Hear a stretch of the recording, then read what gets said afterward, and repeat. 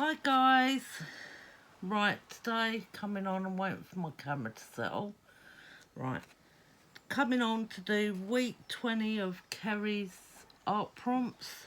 This week's is green with accents of pink. I've done some jelly plate prints. I've got some tissue paper. I don't know what I'm doing yet, but we will do something on this. It's words from a poem, and you've got to use an animal or an insect and some tissue paper and napkins.